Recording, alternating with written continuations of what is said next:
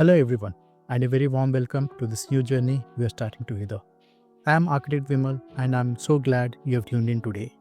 Maybe you're sitting on your balcony with a cup of chai, or perhaps you are stuck in the famous city traffic, looking out the window and wondering why the buildings around you look the way they do.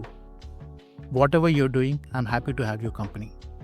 Today, we are embarking on a major project. We are going to be exploring Alain de Botton's wonderful book, The Architecture of Happiness. It's a book that changed my perspective on the world, and I think it might do the same for you. It's such a fantastic book. It touches on everything from psychology to art history to just why you might hate the color of your living room walls. Because it's so rich, I need to set the stage for you right away. This book is dense and is structured into 6 very distinct chapters. I realized that trying to cram all of that into one session would be impossible. I wouldn't be doing it justice at all. So this is going to be a multi-part series, and in this podcast, the one you are listening to right now, I am focusing only on chapter 1. It's called The Significance of Architecture, and it really lays the groundwork and the whole philosophical foundation for everything that comes after. So, just so you know, I have 5 more podcasts already planned out, one for each of the other chapters, so we will get through the whole book together. But there's one thing I really need to underline before we start. This is important. De Botton's writing is so unique. This conversation we are about to have is a reflection. It's me talking through the ideas to help you connect with them emotionally.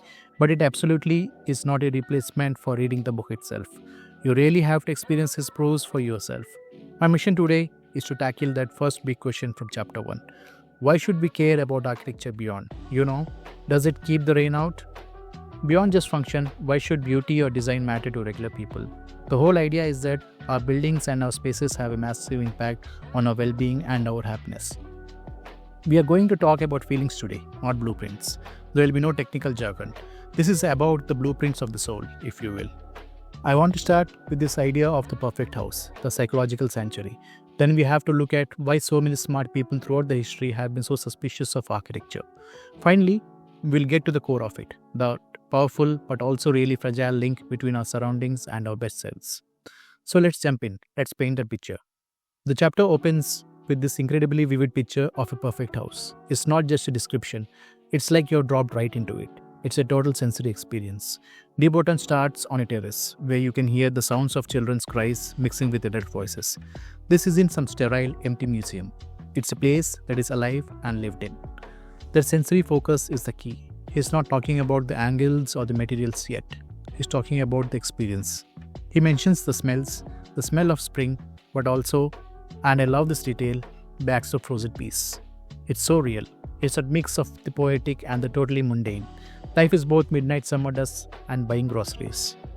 And then there's the light. He spends so much time on the light, the way the sun rises and warms the grainy red bricks of the house, and how it shines through the windows to paint the walls a buttery yellow.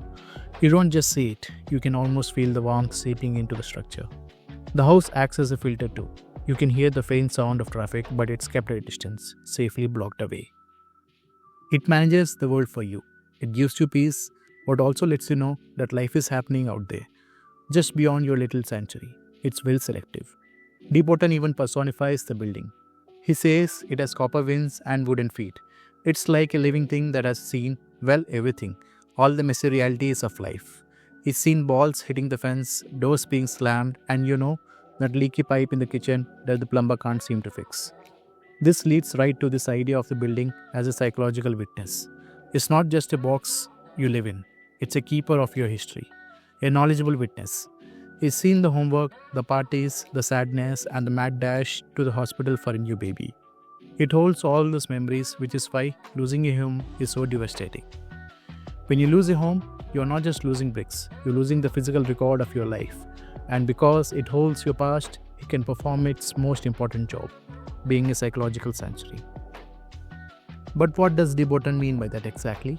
Well, out in the world, we are always performing. We have to be the tough boss or the cheerful employee or the anonymous person on the bus. We wear all these different masks. The house is the one place where you can take all that off. You walk through the door and you get to return to your true self. It's a guardian of your identity. That feeling of relief when you lock the door behind you. That's the sanctuary at work. And the book gets into how architecture actually does it. It's not magic, it's intentional. The design choices are modeling certain virtues. They are teaching you how to be. Take the flagstones on the floor, for example. They are not just there because they look nice. They are chosen to reflect serenity and aged grace. They communicate permanence, and that subtly encourages you to feel more stable yourself. Then you have the kitchen cabinets. De Botton says they model order, discipline, and regularity. If your environment is neat and predictable, it kind of nudges your mind to be more organized too. It's like a gentle, constant suggestion. But then, in contrast, the dining table might be about playfulness. Maybe it's got a bright waxy tablecloth with big flowers on it. The space is saying, okay, here we don't need to be so disciplined. Here we can be joyful and a bit messy. The house sets the mood for each activity. Even the tiniest details, like the eggs and lemons arranged on a stair ledge that he mentions, become a little still life. It's a reminder to appreciate the small, simple, beautiful things and to find intimacy in the ordinary. So, the house is constantly sculpting your character. But the part that really caught me was the narrow, empty room. The room for nothing. A room with no purpose other than to allow restorative thoughts to hatch. In a world where every single square foot has to have a function, has to have a monetary value, dedicating space to just thinking is a radical act. It's a vacuum, a place to get away from all the clutter and noise of life so that all those other virtues like serenity and discipline can actually grow. And this is where I had to connect it to our context here in India. Think about this ideal he's describing, a space, quiet, and empty room. Now think about a typical apartment in Bangalore or a multi-generational koti in Delhi. The difference is huge. The reality for so many of us is density. It's constant noise. It's the beautiful chaos of family living where every single space has to serve three different purposes.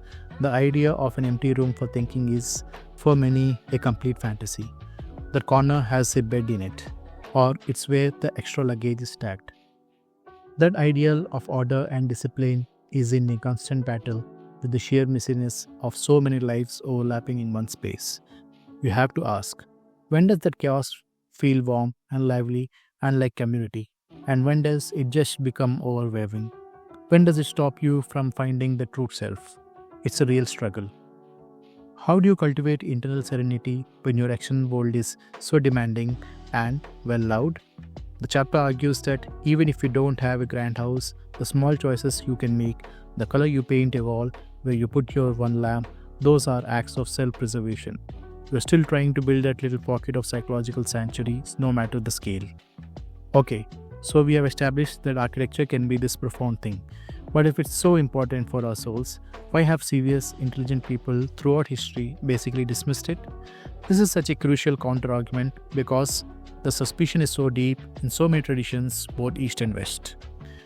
De Botton says, for centuries, serious people have disclaimed any interest in decoration and design.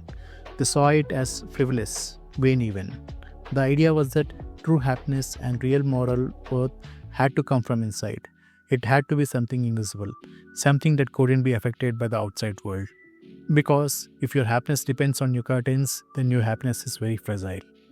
Exactly. And the perfect example of this is the Stoic challenge. He tells the story of a friend whose house is destroyed and who is heartbroken. And the Stoic philosopher Epictetus is just brutal. He basically says, if you truly understand how the universe works, where everything is temporary, how can you cry over bits of stone and pretty rock? It's the ultimate test of your philosophy. Your inner world is in order. Then a crumbling house or even a destroyed city shouldn't shake you. I mean, that's an almost inhuman level of detachment. And it wasn't just a theory. It led to extreme practices like those of the Christian ascetics. He talks about Alexandra the Hermit. She didn't just amplify her life. She sold her house and went to live in a tomb, a windowless mud hut.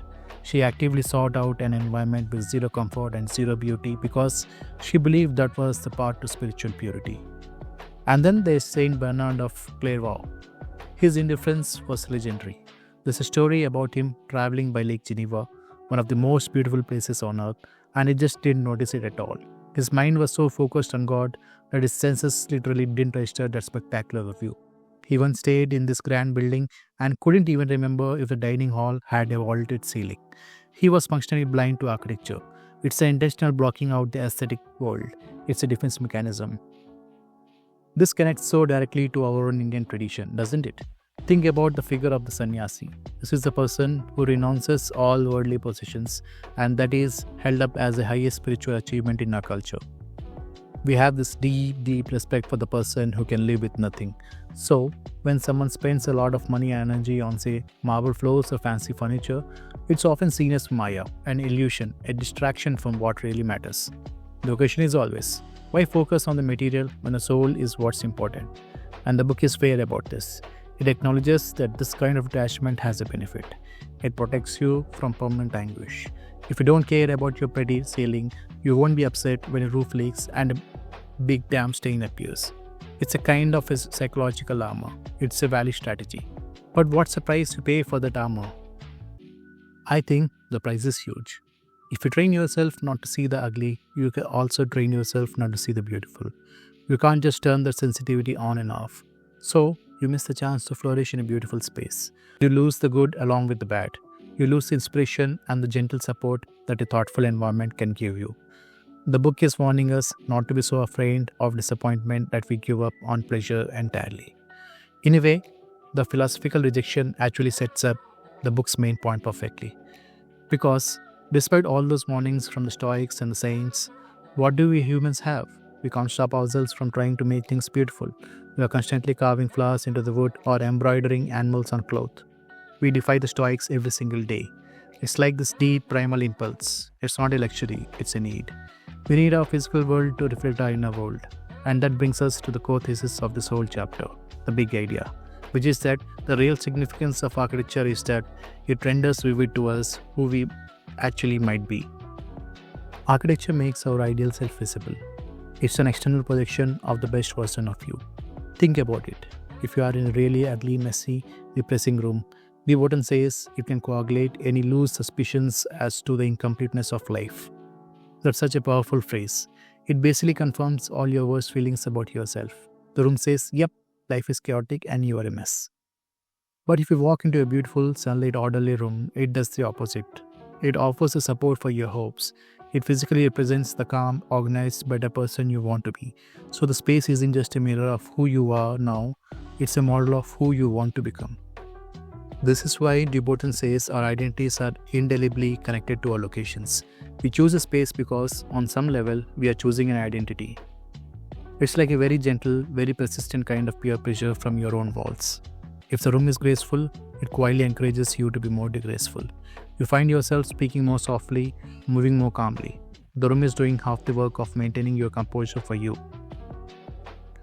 This makes me think about that whole desire for show we see in India. You know, the intense pressure to have a big house, the marble floors, the fancy guest rooms that looks like it's straight out of a magazine. It's so easy to dismiss that just as being materialistic on way, is showing off for the neighbors. But if we use de Botton's idea, it's actually something much more deeper. It's a desperate attempt to make your external life match your internal dream of success and order. In a country where life can feel so chaotic and competitive, a perfectly ordered house is a statement not just to others, but to yourself. It's a statement that says, I have made it, I have achieved stability, I have created order out of chaos. That worldly living room is a physical manifestation of the worldly successful person you aspire to be. It's an act of hope. The danger, of course, is when the outside show is completely disconnected from the reality inside. When the house screams serenity but the family is miserable. Or when the annotation, the dream of who you are, isn't accepted precisely. But the impulse behind it, the desire to create a beautiful space, comes from a very deep and a very human need for hope and structure. But eventually, that hope and that beautiful vision have to meet the real world. And the reality of creating something is, well, it's often a nightmare. The book is so honest about this. The dream of the sanctuary collides with the dust, the dirt, and the delays of actual construction. Anyone who has ever built or renovated a house in India knows its trauma. It's the opposite of calm. It's months of dust on everything and workers who just disappear. The initial dream of calm and order is bought with months, sometimes years, of intense stress and chaos. De Botton talks about the sheer mental effort of it all.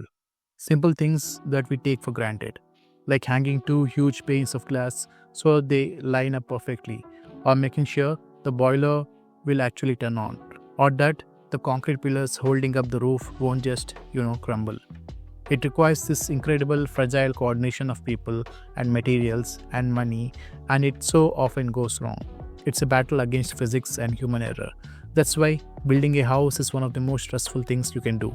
The gap between a clean idea on paper and the messy reality is huge. Okay, but let's say you get through it all. You survive the chaos. The last coat of paint is dry. You made it. And yet, right at the moment of perfection, the book hits you with that wave of sadness, the inevitability of decay. Buildings fall apart with precipitate speed. The moment it's finished, it's the moment it starts to die. I think it's that feeling, isn't it? You walk into your brand new perfect room and part of you is already sad because the first crack will appear, the paint will get scuffed, the first stain will happen. That perfection is so temporary, so fragile. This feeling is so universal that de Botton brings in two heavyweights to discuss it, Sigmund Freud and the poet Rainer Maria Rilke. He tells his fantastic story from Freud's essay on transience. Freud is on a walk with Rilke on the mountains on a perfect summer days. Flowers, butterflies, everything is just beautiful. Freud is loving it, but Rilke is miserable. He is walking with his head down, totally consumed with what the book calls aesthetic anguish. His anguish is because he knows all this beauty is temporary. The flowers will wilt, the butterflies will die, and human beauty fades. He can't enjoy the perfection because he's already grieving its loss. I have to admit, that's a tough way to live. But Freud's take on this is really fascinating. He doesn't see Rilke's grief as a weakness. He says the Rilke's grief is actually a hallmark of psychological health because it proves just how much he loves the beauty. The fact that we mourn its passing is exactly what gives its value. If we didn't care that it would end, it wouldn't have meant anything to us in the first place. This connects right back to the Stoics. They chose detachment specifically to avoid Rilke's pain. If you don't love the material world, its decay can't hurt you. This is why some people would rather live in a barrel, They don't want the emotional burden of caring for something beautiful that is doomed to fall apart. It creates what de Botton calls aesthetic reluctance. We often have this image of the aesthete as a fussy person who's terrified of a fingerprint on a glass or a crumb on the floor, constantly fighting a losing battle against decay. But the book's final message on this is that we have to find a middle ground. We have to accept the tragic parts of life, the mud, the wine stains, the cracks in the wall, but still think beauty is worth fighting for. It's about loving the beautiful house, knowing the cockroaches might come, and building it anyway. Okay, so let's pivot. We know architecture can inspire us even if it's temporary, but we have to face its limits. Can a beautiful building actually make you a good person? Can it guarantee happiness? The book's answer is a very clear and a resounding no. It's inconsistent. That's the word he uses. It doesn't always work. You can be in the most perfect and serene and beautiful room in the world and still be boiling with rage or sick with anxiety. The room can't override your inner state. The building can extend an invitation to be calm, but it can't force you to accept it. You are always free to be in bad mood. The classic example of this comes from the art critic John Ruskin looking at St. Mark's Church in Venice. This is a building that's supposed to be the pinnacle of sacred noble architecture. Gold, jewels, mosaic, the works. It's meant to inspire piety and goodness. But Ruskin looked at the actual people in the square around the church and they were just people reading the paper, selling things, arguing with each other, completely oblivious. The grand noble architecture was right there, but it wasn't making them noble. The beauty of the building had no real moral effect on the population. External beauty just can't protect you from the internal ugliness. And it's not just a moral limitation, it's a practical one. Architecture is terrible at solving the world's basic problems. You can fix a crooked lamppost on its own and definitely can't solve poverty. That's the key. It can't solve the political priority of basic survival. A beautiful building is wonderful, but it's no substitute for a bowl of fries if you're starving. So, this leads to a pretty tough conclusion. Beautiful houses do not make people happy, and they certainly don't make them good. We look at a solid foundation and we think stability. We see a light-filled room and think tenderness. We project these virtues onto the building, but the person living inside doesn't automatically absorb them, not at all. History is full of proof. De Botton says mansions and beautiful apartments have been home to innumerable tyrants and murderers, sadists and snobs. The beauty of the space is totally indifferent to the majority of the person in it. And the image he uses to prove this is just chilling. It's a photo of Hermann Goering, the high-ranking Nazi official. He's sitting in this beautiful, comfortable, well-designed home with other generals. And what are they doing? They're planning barbarous lessons. They're planning acts of unimaginable cruelty in a room that probably speaks of taste and order and civilization. The discredit is staggering. The house is inviting one thing, and the people inside are doing the exact opposite. We see this in our own context all the time, don't we? The corrupt businessman or politician living in an incredibly beautiful, extravagant home. It's a powerful reminder that while architecture can invite us toward our best selves, it can't force us to be good. The house might be a symbol of success and worldliness, but as we see, the owner might be embodying greed and cruelty. What's striking is that they often seem completely untroubled by the contradiction. They are morally tone deaf to their own surroundings. The architecture is just a shell. It can reflect an ideal, but it has no power to enforce it. So, if it can't make us good or happy, why bother? That's why the chapter brings it all together with a big resolution. If architecture is so flawed and limited, what is its actual achievable purpose?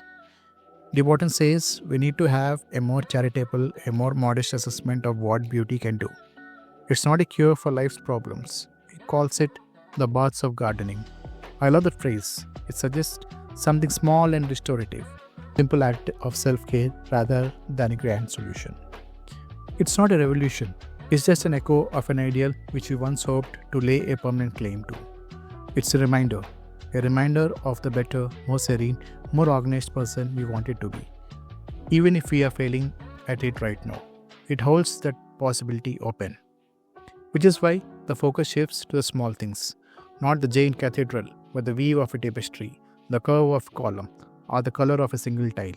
These are small, manageable moments of beauty, things that hint at a larger happiness without having to deliver the whole thing.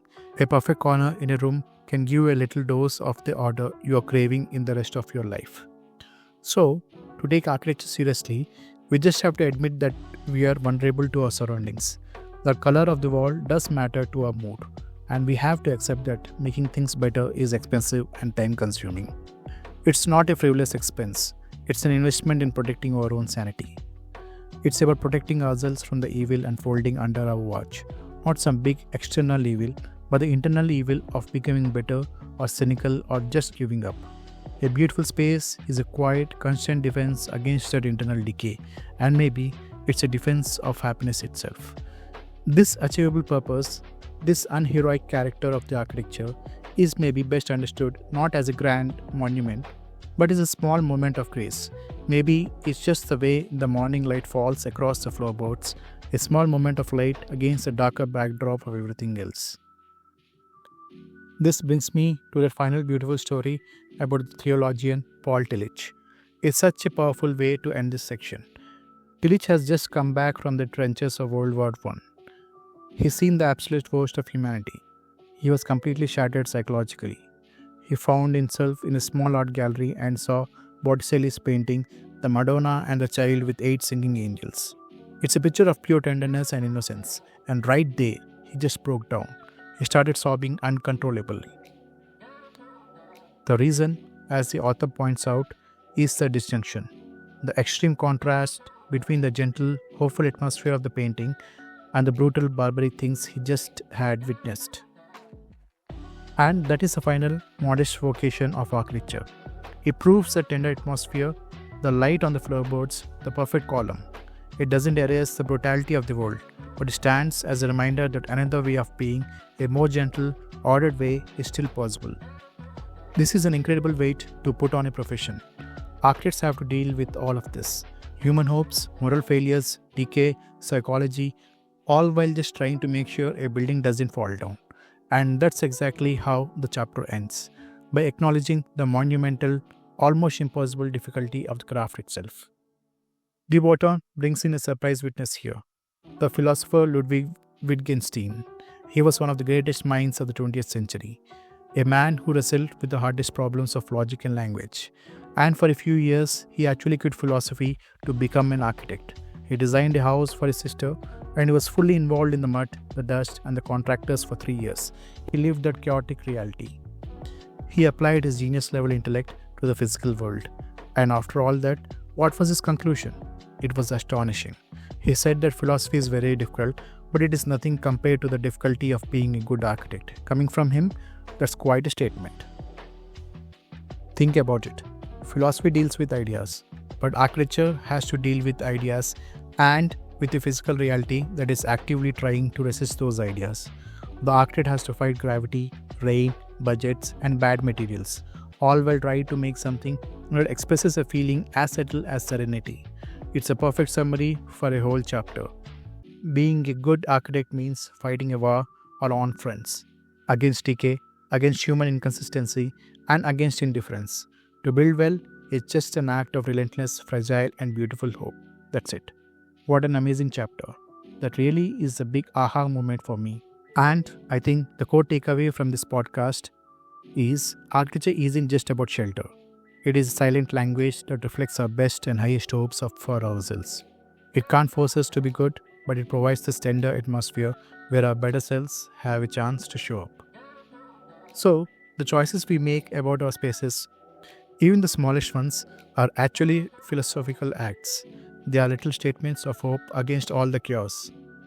It's you articulating who you want to be, whether it's through the choice of a chair or even just a paint color. For those of you listening, just remember that the next time you're annoyed by a leaky tap or you're dreaming of painting a room, you're actually taking part in this huge philosophical conversation about hope, decay, and identity. And this is only chapter 1. We have only just laid the foundation. There are 5 more chapters to go, and we are going to dive into all of them. I really encourage you to get the book and read along with me. I want to leave you with one final thought. We have learned that buildings don't have moral power, but do they have moral invitation? So look around you right now, your office, your apartment, that one corner where you sit. What silent message is that space inviting you to become today? Is it an invitation to discipline, to joy, or is it an invitation to resignation? The choice, the author says, is still yours. Thank you so much for joining me on this podcast. I'll see you next time for chapter 2.